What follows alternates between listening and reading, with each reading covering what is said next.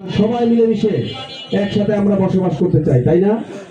বিগত 15, 16, 17 বছর ধরেন বাংলাদেশে যা হয়েছে সবকিছু যদি আমরা এখন একজন আমার বাড়িতে গিয়ে একটা ঢিল মেরেছে, আমার নামে 138টা রাজনৈতিক মামলা দিয়েছে। রাজনৈতিক মামলার বাইরে আমার ব্যক্তিগত কোনো মামলা নেই, শুধু সব রাজনৈতিক মামলা। গত 11 তারিখেও একটি মামলা সাজা হওয়া ছিল, 2013 সালের মামলা 23 সালে সাজা হয়েছে। সেই মামলায় কোর্ট সারেন্ডার করে একদিন এক রাত জেলে থেকে জামিন নিয়ে বের হয়ে গেছে। আল্লাহর রহমতে এখন আর কোনো মামলা মোকদ্দমা কোনো কিছু নাই। তো বিগত 17 বছর ধরেন দেশের যে পরিবেশ পরিস্থিতি ছিল, আজকে এই 1-1.5 বছরে কি আসলে কি এখন কি পরিবেশটা ওরকম? বাংলাদেশের বিভিন্ন জায়গায় সংঘাত হয়েছে, প্রত্যেকটা এলাকা বিভিন্ন আওয়ামী লীগের নেতা কর্মীদের ভাষায় ভাঙচুর হয়েছে। সেটা বিএনপি করুক, জামাত করুক, এনসিপি করুক, যে করুক, হয়েছে। তো আমাদের এই এলাকায় কি আসলে কোনো কিছু হয়েছে? যারা এখানে আমাদের ছোট জামাতের মুরব্বীরা যারা আছেন বা যারা আওয়ামী লীগের রাজনীতির সাথে সম্পৃক্ত ছিলেন, আমরা কি বিএনপির কোনো নেতা কর্মী, আওয়ামী লীগের কোনো নেতা কর্মী কারো ভাষায় একটা ঢিল মেরেছে? আমার জানা মতে নাই।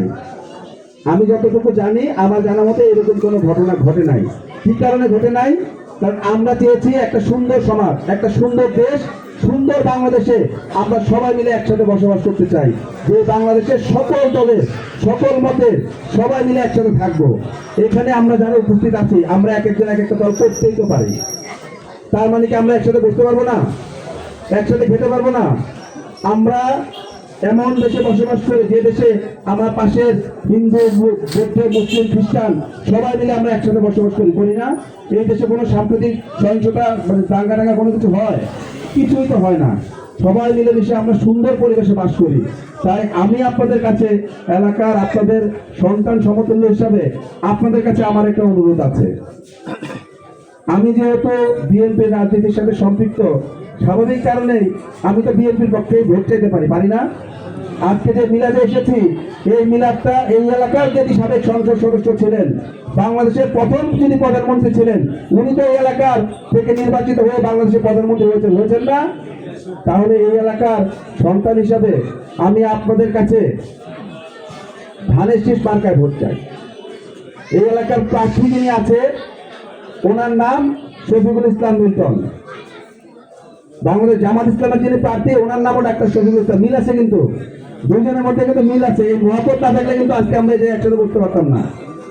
যেহেতু মহব্বত আমাদের মধ্যে আছে, আপনারা যারা আমাদের শ্রদ্ধেয় মুরব্বীরা, আমরা আপনাদের কাছে শুধু এতটুকু বলবো, আল্লাহ রাব্বুল আলামিন আপনাদেরকে বিচার, বুদ্ধি, জ্ঞান, বিবেচনা সবকিছু দিয়েছেন।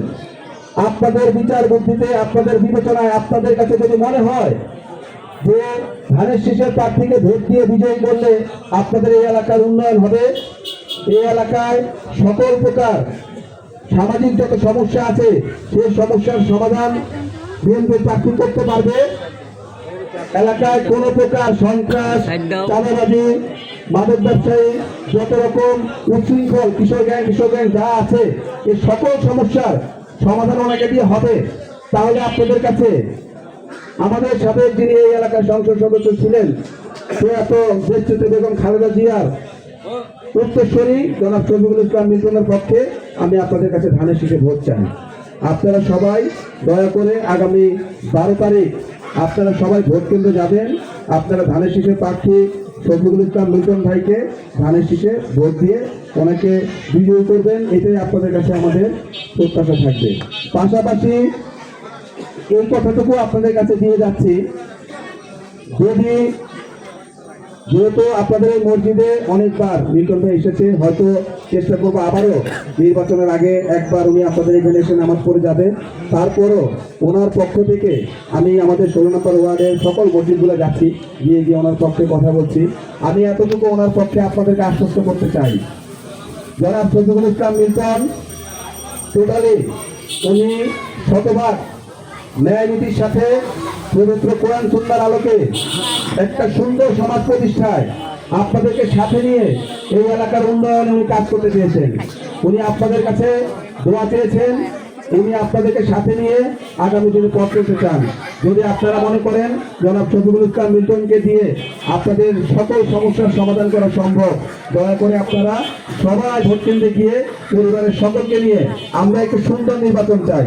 ভোট কেন্দ্রের সামনে কোনো গ্যাঞ্জাম, মারামারি, ফাঁসাদ, মানে একজনের ভোট আরেকজন দিয়ে দিতে, আমরা এবার আসলে এরকম কোনো নির্বাচন চাই না।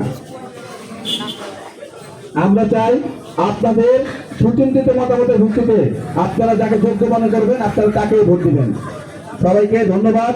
আমি অনেক কথা বলেছি, যদি আমার কোনো কথায় কোনো ভুল ত্রুটি হয়ে থাকে আমি আপনাদের কাছে ক্ষমা প্রার্থনা করছি। আল্লাহ রাব্বুল আলামিন আমাদের সকলকে পরিপূর্ণ সুস্থতার সহিত নেক হায়াত দান করুন। সকলকে ধন্যবাদ। আসসালামু আলাইকুম ওয়া রাহমাতুল্লাহি ওয়া বারাকাতুহু।